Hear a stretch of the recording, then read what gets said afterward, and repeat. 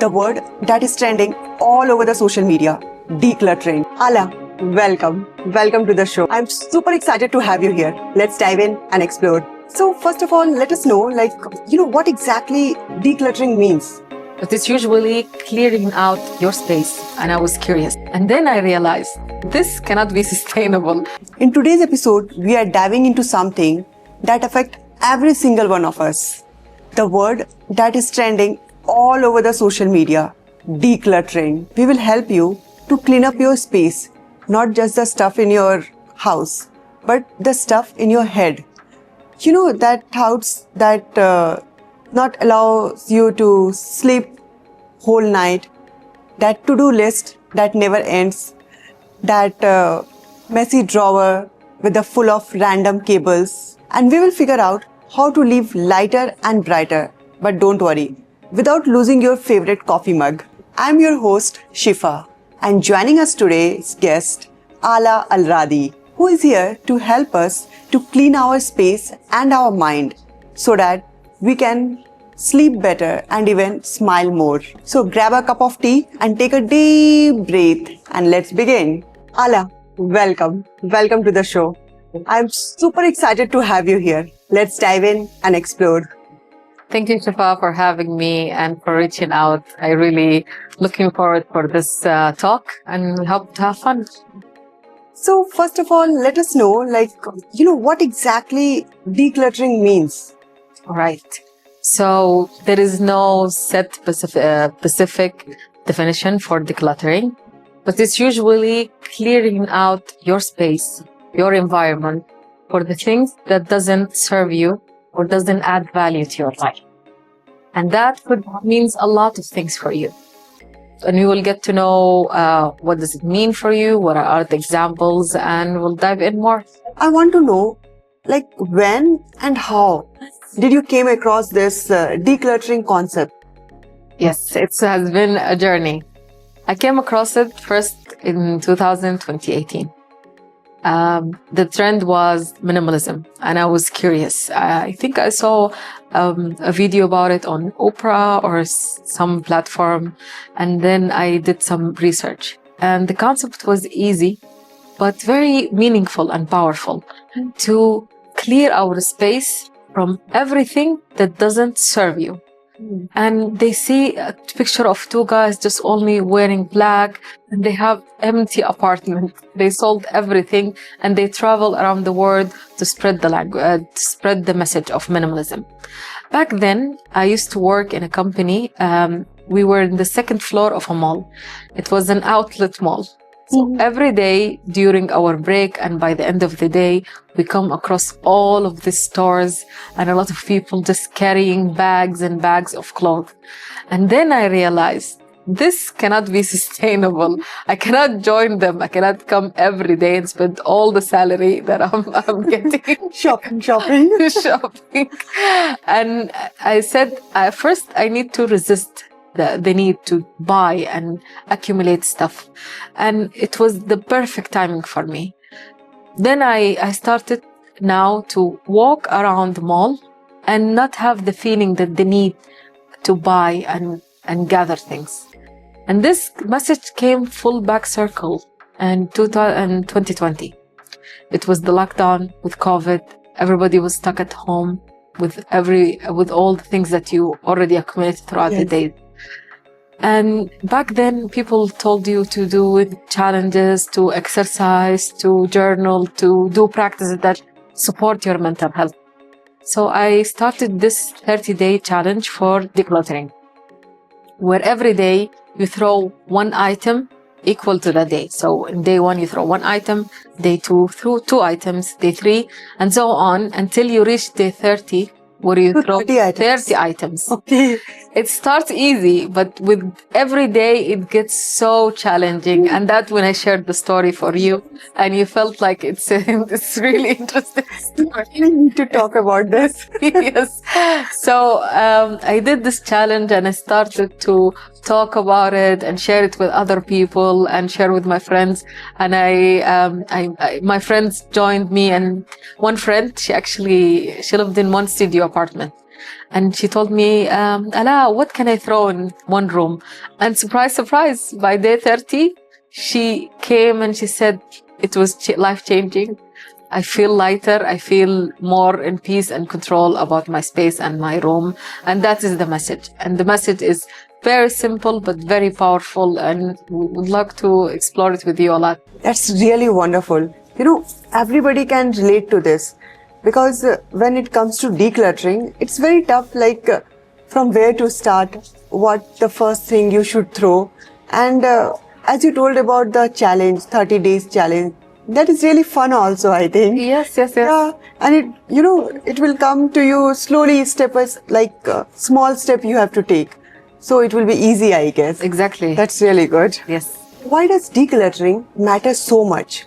Is it just about, having a beautiful house, pretty house, or does it really make us feel better from inside? Definitely decluttering is important because our environment reflects the state of our mind. So when you come to a home that is clean, clear, fresh, and very opening for you to enter and enjoy your time, it's different than coming to a house that full of stuff that may hold a lot of bad memories or just overwhelming sense of uncontrol. So you don't have control of your environment.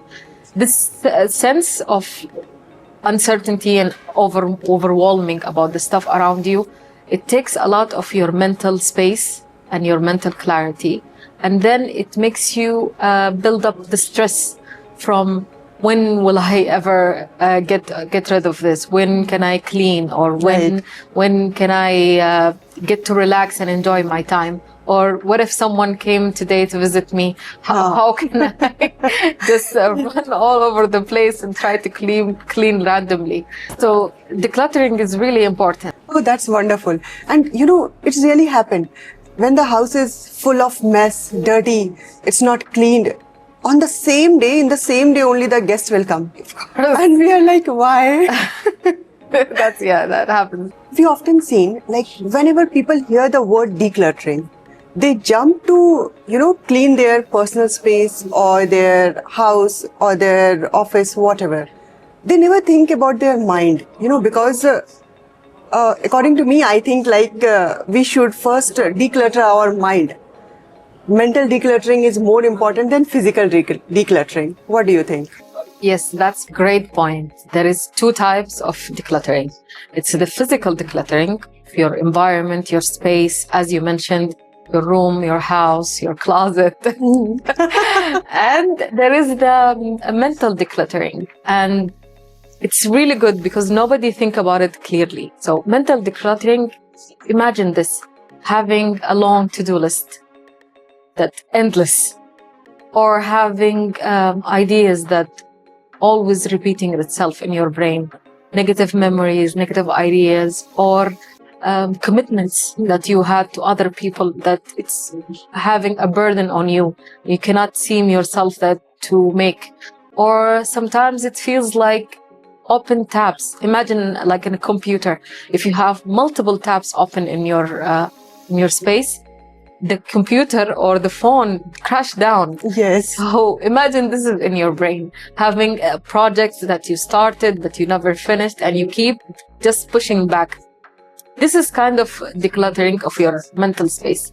And also one important thing that is the social media, the constant and relentless distractions that we have, notification, apps, or sometimes you download an app that you don't only use one or one time just for test, and then it's there pushing you notification, distracting you all the time. You don't even remember also. Exactly, yeah, but just keep receiving these random notifications that taken from your space or your sense of mind. So when you think about it, it's both important, but going back to the idea that which is more important, our environment reflects our state of mind. So it could be, you could start with something that you can see. If you clear this table, for example, you can see the surfaces and you can see what you put on it or what you want to put on it. So start with decluttering your environment, your space around you. At least the room that you're having, or your kitchen, your office, or at least the table that you're working on. If you clear this out, and then you move to the next stages, which is decluttering your mind. And we could go with a process By of taking that. a small steps. Yes, exactly. As you were telling about decluttering our mind, so how does, cluttered environment affect our mental health and emotional health? Is there any science behind this, or is it just a common sense? Okay, there is. They have done multiple studies about decluttering your mind. One of the most common that I know is the UCSL study. They recognize that the clutter is called like visual noise. So imagine your brain is having to fight over the stress of the environment, and it will block your creativity, and it will cause you stress hormones and cholesterol improvement. So the study in University of UCLA, they recognize that the clutter works like a visual noise. So your brain is overcoming the stress of your environment, and it causes them to raise your stress hormones, and it will give you stress and block your anxiety, block your creativity, and you're giving overload of your senses and your visual sense. So if you want to look for something, you have to scan a lot and look for things. That is really very stressful. Exactly. This is kind of stress. You're running away and you have to go to somewhere, and you just have to look for every single thing because you cannot find anything in your space. These are good. I didn't know about this. Yes, exactly. Yeah. So they call it the visual noise for you. It's really, very stressful when you want to search that one thing, and when you need it, you will not get it. Of course. After that, suppose a medicine only, if you are not putting it properly, when you are searching it, when you need it, you will not get it. Exactly. And after that, you will get it when it's expired. Sure. Yeah. And this is one of the things when they say decluttering saves you money. Yeah. Because you don't have to buy the same thing twice. Yes. It's there and it's on the dedicated place, Yes. and you can reach out to it when you need it. And if you can see it exactly, you need to repurchase it again. It's there in the specific place, not all over the place. That's wonderful. Yeah. Have you ever seen someone mood or mindset drastically changed after decluttering? Like from the mood of I hate my life, I don't like anything. From there, after decluttering, his mindset drastically changed, and he started telling like, I love my life, I want to start all over again. Does it really happen? It does happen. I'm sure that you're following TikTok and Instagram, the trends. So there is a trend now of people. They're good, actually. They volunteer their effort and their time to go to people and to their home and reach out to them. Maybe a person who had a depression or had an illness or fell behind in life for whatever reason, and felt that they are buried underneath a lot of clutter, and they want to help themselves, but they can't. So they reach out to these people, and they will come. That's so good. They clean and they lift on all the dirt, the trash, that accumulated throughout the days or weeks or whatever. That you'll see the person coming to the space for the first time after this drastic change.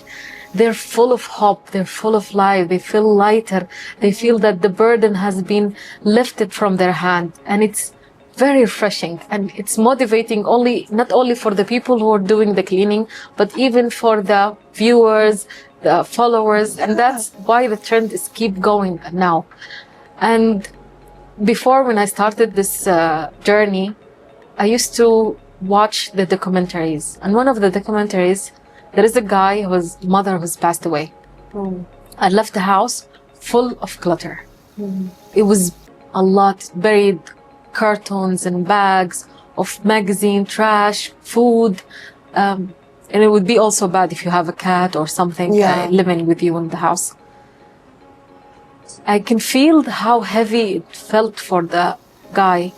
He's not even just lifting the burden of losing his parent and the grief of losing them. Now he is putting more burden to clean this house, to sell it or to throw it away.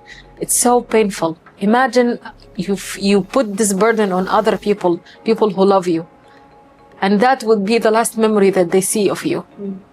Exactly. Yeah. So taking this, and if someone would come and find the state of your deceased person or the person that you love, you will question their sanity, you'll question their state of mind. Yes. Were they okay? Did they suffer throughout this hoarding? They call it hoarding, which is uncontrollable positioning of things. For them, every single paper is important. Yes. And they just keep accumulating trash one by one and layer by layer until it goes out of control. And for me, when I started this, you remember I told you about the challenge? Yes. The challenge, actually, I did it throughout COVID. We were stuck. Everybody was at home and we felt claustrophobic with only the walls of our house. Yes. And then you would see all the decisions that you've made, all the purchases that you had, it's only facing you. And then you would actually say, did I really wanted it? Did I really want to have it in our life? And when I started this challenge, it gave me a sense of purpose and a sense of control. And with every piece I threw out, I felt more clarity and more space and more room to breathe and this one. So it does change your state of mind, definitely. Oh, that's wonderful, wonderful. Yeah. What are some signs that someone needs mental decluttering? Even though, you know, their house look very tidy, pretty, always photogenic, like, you know, Instagram ready. But how can you tell, like, no, this particular person needs mental decluttering? Okay, I would say, are you stress-free? That is the biggest indicator. When you go in bed and lay on at night, your brain keep replaying the day of the things that tabs are open? Exactly. I can't count. Exactly. So, are you replaying the day? I should have done this and this and this and this, or I'm dreading waking up tomorrow to start another day full of list and full of to-do list, which is endless, never ending. Or do you feel like you cannot settle down because you're fidgety, because you have a lot of projects open, or you have to do a lot of tasks, you have a lot of commitment, as we said before. You have endless commitment with other people. These are the signs. Or if you feel like, I know that I should do the exact thing, but I keep putting it away. Why? Because I have a lot of distractions in my life. I only just remember it when I sleep at night and I'm saying, oh, maybe tomorrow I will do it, okay? So again, we will make that to-do list. Again, it will add to the endless to-do list. Yes. Exactly. So for you have to, there is a lot of tools that you can use, but the easiest one is pen and paper. Just do a brain dump. Dump everything in your brain and just write and write and write continuously to get things out of your mind. And then maybe you will do a categorize of 4 things: to do, to delay, to delegate, or delete. 4 Ds are there. Oh yes, very simple. So the to do is something that only you can do it, and it's very important for you. And it's not heavy on you to do. For example, you would like to enjoy cooking, but you don't like to do the washing of clothes. So you can turn... For me, it's opposite, by the way. Both of them? I don't like cooking. I can do the dishes. All right. Okay. Another example, it could be, for me, I like to do the typing the meeting or do anything, but I delay and I don't like doing the meetings with or writing the emails or whatever example that you're having. So The other, you can move it to other category, which is delay. Maybe after you get the momentum, when you start doing the things that you like, you will go with the flow and you carry the things that maybe it's not very enjoyable, not very it's important, necessary to do. Okay, so the doing actually give you the momentum to do the second list, which is the delay. Or sometimes maybe you can just delay it for a time. It's not urgent, for a time that you have more capacity to do the thing. Okay. The third one is the delegate. And it's for us especially very hard as women because we don't ask for help. And it's not easy for us to ask for help. Yes. We take multiple roles and take multiple hats in our brain. So the delegation, meaning either you outsource, and nowadays we have a lot of apps that will help you. You can hire help, or you can delegate it to another family member or another friend. If someone asks you for some social commitment, you can delegate it to your sister, your mother, or any other relative. And at work, you can delegate to someone who is more responsible about this one, your colleagues or whatever. And last thing is delete. And it's necessary to delete some tasks. Maybe when you started this project or the thing that you want to do, you were inspired by a post or something that you saw online, and you put it on your to-do list, which is, it wasn't even your thing. Yes. Why do you need to do a specific thing? It happens, I guess. It happens. I can relate it. Yes, just delete that exact thing and don't worry about it. And here you have more space to do the things that you have to do. Okay. Yeah. So there are 4 Ds. Yes. Do, delay, delegate, and delete. Yes. Okay. We will remember that. All right, it's easy. Let's talk about KonMari method. Did you read that book, Life-Changing Magic of Tidying Up? Okay, in that book, it was told about spark joy thing. I didn't read that book, but what exactly is it, and does it work? Yes. What it is, spark joy thing? It's a famous method. So Mary, she's a beautiful, petite Japanese lady that wrote about her experience. So imagine if I come to you today, to your house, and I told you, oh, you have a lot of things, and I spoke to you about the benefits of decluttering. When I tell you, you will say, yes, that's great. That's exactly what I mean. What I need. Exactly. But as soon as we start opening your closet and we take things out, what is the first feeling that you will get? No, not this one. This one I might wear exactly. next time. Yeah. So the first feeling is feeling of defensiveness. Yes. Yes, and resistance. So the joy method is a way to make it easy for you. So the first step is to take everything out. Okay. And you put it in a pile in front of you. And then you take every piece and you hold it close to you. Okay. Okay. And then you get the sense. Does it spark joy to you? And you will think, maybe yes, or maybe no, or it's a definitely yes. Yeah. So if it's a definitely yes, you will have to keep it. Okay. Okay. And if it's a maybe or a no, you have to thank the thing. Thank you for serving me. Thank you for being in my life. You've been here with me. And then you let it go. And you move to the next one. It gives you everything that happened to you. It came in contact of you. You lived, experienced something in your clothes. Our brain is not logical. It's built of emotion. So if you come and you override this emotion of resistance or emotions of, I'm not sure, with logic, you will get a lot of resistance. Yes. So you don't override this, but embrace the emotion. Embrace the emotion that whatever item of clothes that brings to you. For example, you wear this beautiful blue suit. And with that, you got a lot of compliments and you experienced good things, and you call it your lucky suit. No matter if you have 10 more suits like that, you will keep having this one.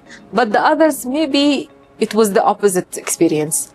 you went out, something fell on you, and God Not a forbid good you day. you had an accident or something, you have a negative association with this piece of cloth. Yeah. Or maybe it doesn't fit you, or when you bought it, you were more now and you Slim. got you got more weight. Yeah. So it always reminds you that maybe you need to lose weight. Exactly. Yeah. So we have a lot of emotions related to our clothes. Not only clothes, but maybe also something that you received as a gift, or something that it remind you of your old workplace. You have to leave it, or an old relative that you no longer have in your life, or a friend, or no matter of this. So this is the method, and the method helped a lot of people to I will definitely declutter try things, this. because you acknowledge the emotion, and even you acknowledge the emotion of grief of losing the thing that you might one day you loved it one day. So that's why this method were very popular. A lot of people adopted because it removed the shame, and it acknowledged their feelings, and it made them easy for them to do the tedious process of decluttering clothes or stuff. It's really wonderful. I will definitely try this. Yes, yeah, very simple. Yeah, very simple. I never heard about this. Yeah. I was just doing the research about this, about the decluttering. Then I gone through this. Then I was like, I will surely ask you. Yes, and we can take it one by one. Sleep, of course. Imagine you have your bed full of clothes and stuff, and when you go back to bed, and you just throw it on the floor. throw it on the Exactly. And then by the end, when it's time to wake up, then you pick it up and put it in the bed like nothing happened. Yes. So this will cause a lot of stress, and as we said, it's a loop: mental, physical, mental. Yeah. And when it's come to sharing your space, it's I remember from a young age, if you share a room with your sibling, you have two different siblings, the messy sibling and the very organized sibling. Yes. And you can imagine the amount of fights. If mom, I would say, Mom, why would you blame me on my messy sister or my messy brother or this one? We share a space, but it caused definitely fights, and it will lead, especially for example, in a marriage, or you're sharing a space and you're sharing habits, and two people coming from two different backgrounds with the different standards. Yeah. And unfortunately, our culture, they put all this burden on the lady. Yes. And yeah, the wife is messy. Yeah. She needs to pick up on you. And the guy, maybe he will come with no no organization skills, or Yes. not even prioritizing keeping a tidy place. So imagine this kind of tension that happened. And it could also lead to Big fight. blaming each other, Yeah. and then fighting over simple chores, or one of the partners feel like they are getting the short end of the stick. They're carrying more of their weight on the burden of cleaning not only a shared space, but the mess of the other person that they're causing it. And with time, maybe they will have two different habits. For us, the ladies will clutter in the kitchen, more spoon and plates and Yes. bags and stuff, and the clothes. Maybe the guy would clutter with equipment, sport clothes, Gadgets. sport shoes, gadgets. So these too much clutter in the home coming from two different people. And with the kids and the games, it will add up definitely Yeah. very fast. Yeah. So it starts with open conversation. Maybe every person has to take accountability of their part, their own stuff. And then, as you said, simple rules. We want to live peacefully in our own space. How can we do that? Yes. Yeah. How can we break down the chores? Delegate some to you, and I will take some of that. And with time, you know that always couples take habits from each other. So if there is one that has tendency more to hoard and hold into things, this habit will gradually reach the other person. Yes. Okay? So we need to, the other person who doesn't have the hoarding problem should at least initiate or put some control over what can we keep and and how do you want our lifestyle to become, our lifestyle, and the sense of peace that we have in our home, and prioritize this over things. Yeah, Because- I think both should take their responsibility. Exactly. Yeah. Yeah. They should not put the burden on one. On one partner. Yeah. Yeah. Yes. That's good. So sometimes mothers are the hardest. Yes. No. Can clutter mess with things like sleep, focus, or relationships? Can it cause, fight between couples or breakup? What do you think? Yes. So let's take it one by one. Sleep, yes, definitely. If your room is very cluttered, there is no place even for you in your own bed to sleep. That's a big red You flag. just pick up all the things, put on You the throw table. it, and by the end of the day, you go back and put it. Yes. Yes. So it will keep. You remember the stress hormone that it will open a loop for you. Yeah. I will do this one, and then you delay it, which costs more guilt and stress, and then this will add to again accumulating more and building more and building more. So it's an endless loop of stress, physical, and then mental, and continuously. For someone who is overwhelmed by his clutter, so what you will suggest him? Like from where to start? Should he start from his closet or the messy drawer or somewhere else? What's the first step he should take? Okay, so we want the well-being and the hygiene first. Yes. So the place that you have food, at least that's clean. And then the place that you're sleeping with, clean. And the place that you're cleaning yourself is clean. Yes. So this is the basic level of cleaning. And then you will go to where you spend most of your time. I suppose you're not on bed all day long. Where you're spending most of your time. So try to clear the visual clutter that you're having. And next, you will go to the places which is hidden. The closet, the drawers, clear that Later out. we should go there. Later on in the next stage. And then after all, you will try to build a system that help you keep and maintain all of this. Okay, imagine now you reach all of this and you cleaned. You can put ground rules. There is a lot of rules now there. It's on the internet. You can search and find whatever convenient for you. For me, as a busy person, I have work and then I come at night. I have one rule, it is 15 minutes rule. So at the end of the day, I will put a timer of 15 minutes and I will just clean whatever comes at that 15 minutes. Okay. Okay. So that will keep the base clean or decluttered. Next, you will say, I have 1 day a week for resetting. Yes. So that day, maybe you will do the cleaning that's required, mopping or sweeping or opening the drawers and closing things and You can cleaning do that. these all things in the weekends. Exactly. Oh, for that, also as a working person, I want the weekends for myself. I want to look forward to the weekends. Yeah. So I Just have chill. to chill in the weekends. So now I designated the Wednesday Okay. for a setup and reset. And so the weekend comes and I'm absolutely relaxed and enjoying it. And I feel this is my time. Okay. Okay. So that could be something for you. And if you feel overwhelmed throughout the week, maybe you can choose the weekend or Saturday before you start the new week. Use it as a reset for you.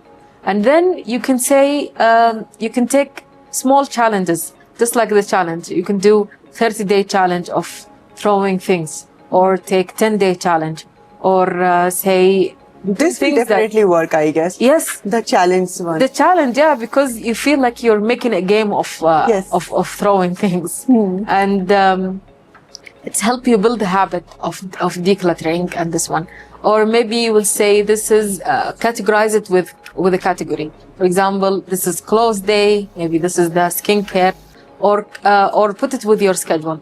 If you have 1 day in a week that you do your reset of your beauty maintenance, add one habit of that, which is throwing the things that almost expired, almost empty, or things that you're not using within your system. So try to include habits with you so it doesn't feel forced or feel like another to-do list that you have. Now it's time for cleaning. Include it with gamify it, make it fun, make it easy for you to commit to it. For me, it's like when my kids are not at home, they're at school, I can declutter their room. Yes. You know, whatever mess they had done the whole day, I can organize that. Yes. Same thing with my husband also. When they are not at home, I can do everything. This is your otherwise me time. Yeah. Otherwise, whatever they had made, even a piece of paper with that they had written something. No, mom, this is very important. How can you throw this? Yes. Please, out from our room like this. Yeah. What one mental habit you have personally, let go, which had drastically changed your life in a better way? Yeah, one thing I stopped doing is when I feel overwhelmed or feel like this is too much or feeling lost. My first instinct back then was to Google something, or maybe nowadays ask ChatGPT. Yeah. What to do if this happened or about this one. So now I only stop and say, I have all the information that I need. Everything that qualified me to reach this problem, I know how to solve it. And I stopped. Because sometimes when you ask more information, when you're eventually yourself is feeling overwhelmed and you don't have the space to take in more. Yeah. So when you reach out to more Google stuff, more asking people and feeling lost, it just adds up to you. Yeah. So sit there and say, like, I have all the information that I need. I can fix this problem. And when I take this one, I give myself the permission to have my own power and to take ownership of the problem that I have. And then 1 second, 2 seconds, and after the overwhelmed feel get lost, happen to be the problem is so simple.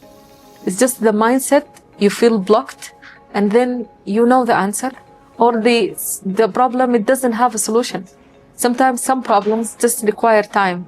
It will pass, and then life goes on.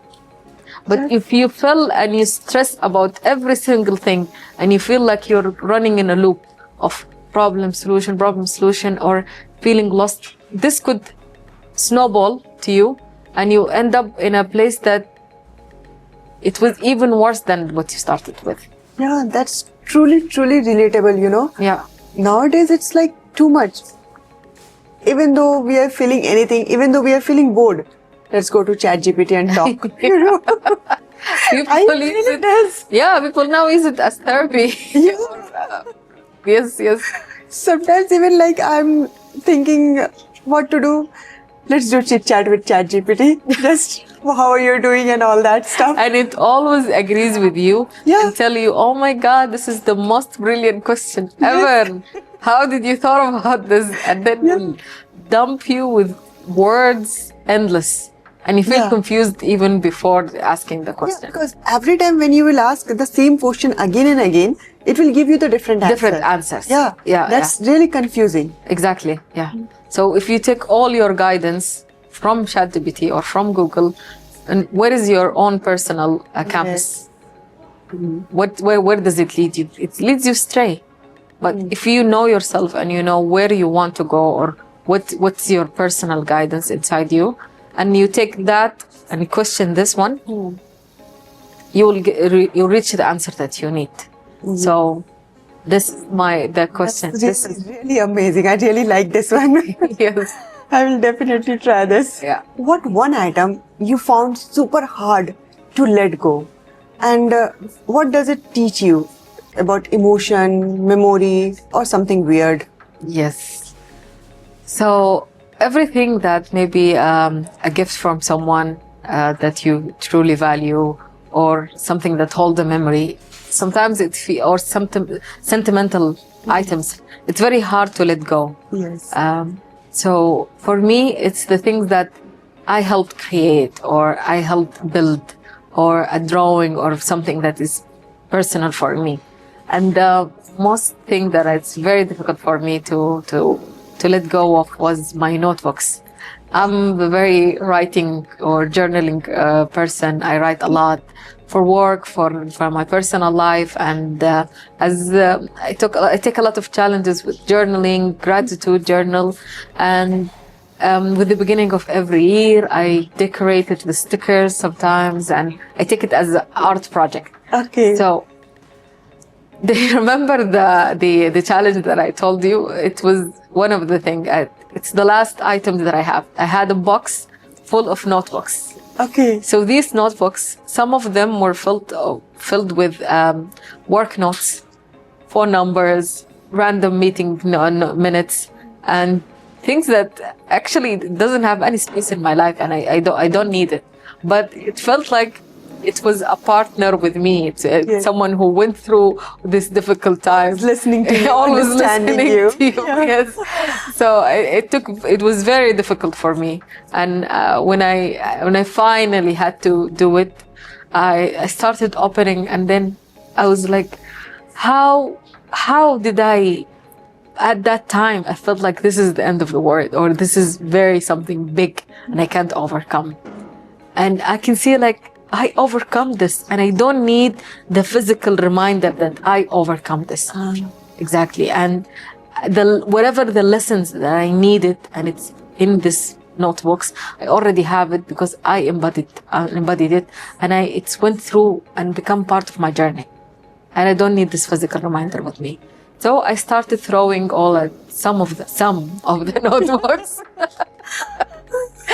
So all for note studying work and some random journals, and I threw them away.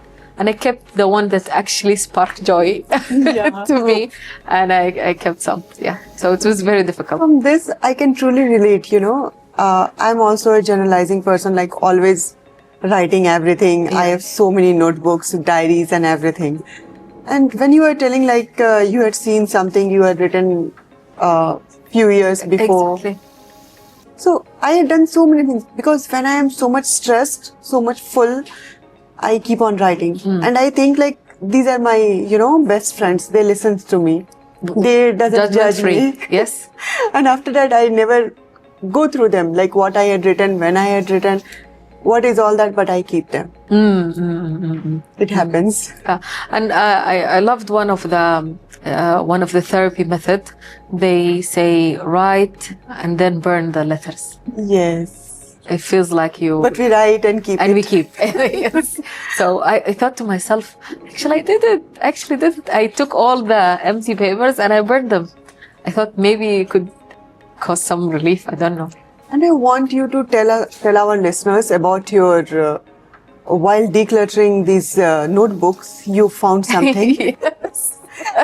So This is the highlight of the story. Yes. Yeah. So when This will motivate them, yes, the last day in my challenge, when it was day 30, and at that day I had to throw 30 items, and I was taking this box of notebooks and I was opening one by one, and the last one, literally, I opened it and I found 2,000 riyal Wow. tucked in the pages. I felt it was a gift for clearing the space, for more blessing, and for a reward for going through this journey, and knowing that more things, better things will come in your life when you empty and leave space for them.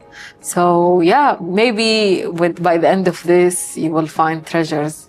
Maybe money or memory or something. Yeah. Other than the physical and mental declutter, what other aspect we can do decluttering? Okay. One of the things that many people are facing challenges with is our addiction to our phones. Oh, I should run, I guess. Yes.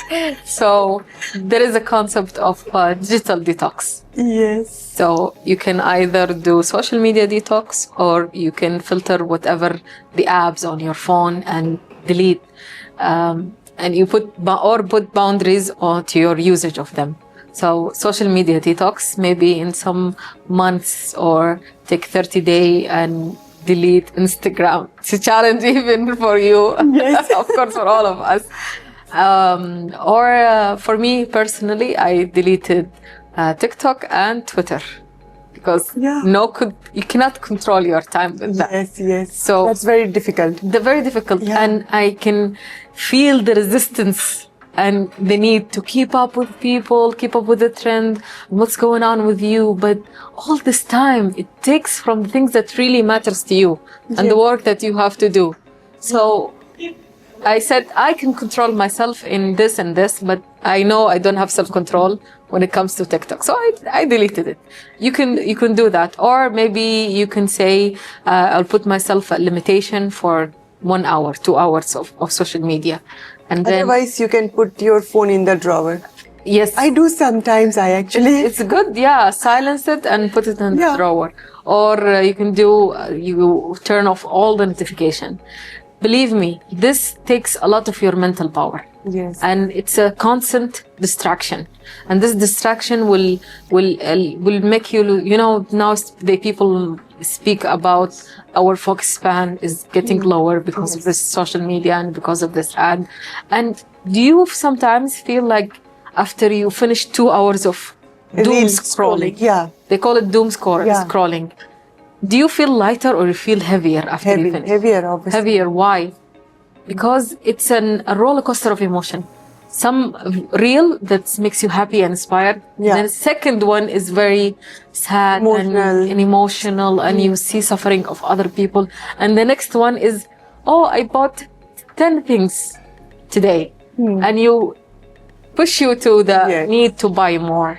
And then also will come. So it's a cycle of roller coaster of emotion. So this is one of the most important things that you can do that will affect you mentally, is to do this digital or social media detox. Actually, one of my friend, she had told me about this. Like, you should control your timings about doom scrolling. I can't do that. Then she had told me, better you should put your phone in the drawer. And I had tried that, and it's, really works. It works, yeah. Yeah, I keep on doing of that. course, the person knows themselves better. Yeah. And you know what is your trigger to do this one. Is it boredom?